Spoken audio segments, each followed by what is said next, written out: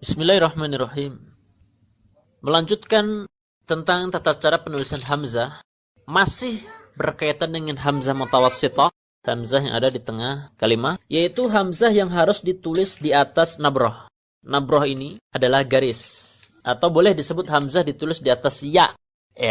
Tempat pertama adalah bila mana hamzah berharakat kasrah. Mau huruf sebelumnya apapun dan huruf setelahnya apapun, maka hamzah kasrah harus di atas nabroh. Contohnya su'ila. Berarti hamzah kasrah mudah untuk dihafalkan. Pokoknya kalau hamzahnya kasrah berarti langsung di atas nabroh. Misalkan ada kalimat hamzah mutawassithah ya. Maksud saya hamzah mutawassithah ya. Hamzah mutawassithah ini kalau kasrah berarti harus di atas nabroh. Misalkan ada kalimat sa'ala berarti su'ila. Su'ila. Kemudian tempat kedua adalah bila mana hamzah berharakat fathah dan huruf sebelumnya kasrah, seperti huni'ata. Di mana nun di situ kasrah, hamzah berharakat fathah.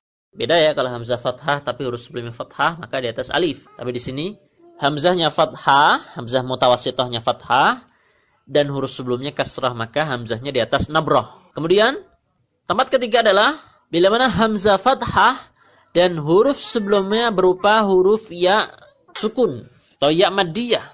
Seperti misalkan khati'ah. Di sini ya maddiyah dan huruf sebelumnya fathah. Tempat keempat adalah bila mana hamzah sukun dan huruf sebelumnya kasrah. Kita bisa melihat hamzah sukun huruf sebelumnya fathah, hamzah sukun huruf sebelumnya dhammah. Kita sudah lihat pada pertemuan sebelumnya. Berarti hamzahnya di atas alif atau wawu. Tapi kalau hamzah sukun huruf sebelumnya kasrah, maka hamzah di atas nabroh seperti mi'marun. Kemudian berikutnya tempat kelima adalah hamzah di atas nabroh. Mutawassithah ditulis di atas nabroh bila mana hamzah dhammah dan huruf sebelumnya kasrah. Seperti yahni'un. Yahni'un. Nah, itu ada kesalahan tulis untuk kalimat yahni'un, harusnya di atas nabroh. Yahni'un. Ya. Kalau secara praktek kaidah harusnya yahni'un, hamzah di atas nabroh. Kemudian tempat keenam adalah bila mana hamzah berharakat fathah, huruf sebelumnya fathah, tetapi setelah hamzah adalah huruf alif maddiyah. Seperti ma'amiru. Seperti ma'amiru. Seperti ma'amiru. Ya. Beda ya kalau hamzah fathah, huruf sebelumnya fathah sa'ala, itu di atas alif, karena memang setelah hamzah bukan alif maddiyah, bahkan lam.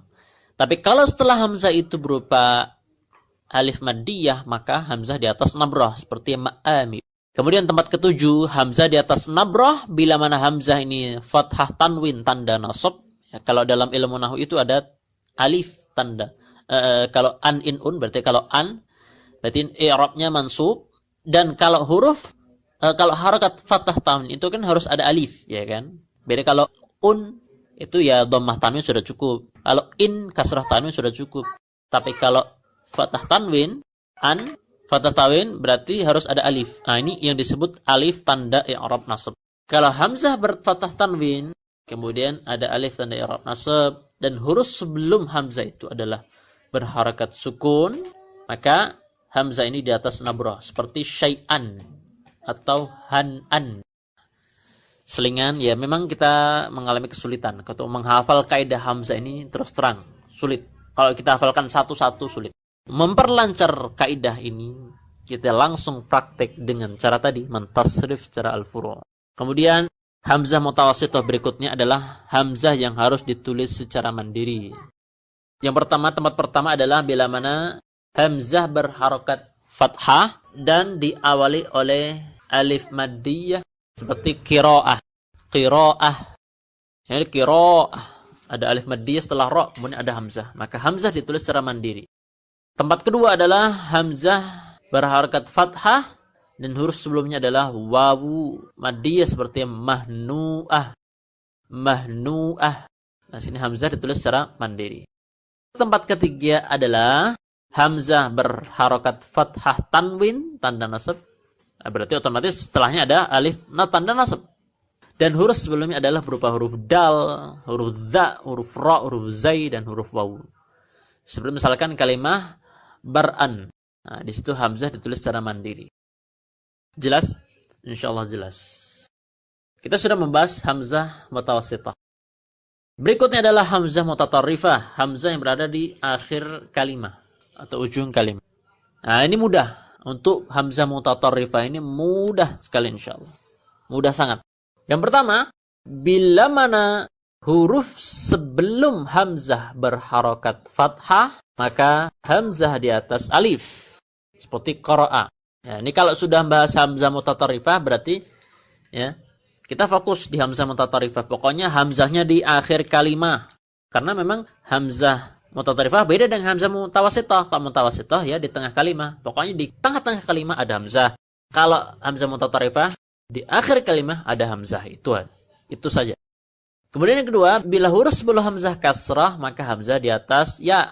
Dan bila huruf sebelum hamzah berharakat dhammah maka hamzah di atas wawu. Dan bila huruf sebelum hamzah dengan berharakat sukun, apapun huruf hijaiyahnya, maka hamzah ditulis secara mandiri. Contohnya jelas. Qara'a, ra fathah, maka hamzah di atas alif. Hadi'a, dal kasrah, maka hamzah di atas ya. Badu'a, dhammah, maka hamzah di atas wawu. Hudu, wawu, sukun, maka hamzah ditulis secara mandiri. Ya. Hamzah-hamzah ini menyesuaikan di atas huruf apa, menyesuaikan harakat huruf sebelumnya. Apapun harakat hamzahnya. Wassallallahu wasallam ala nabiyyina Muhammad.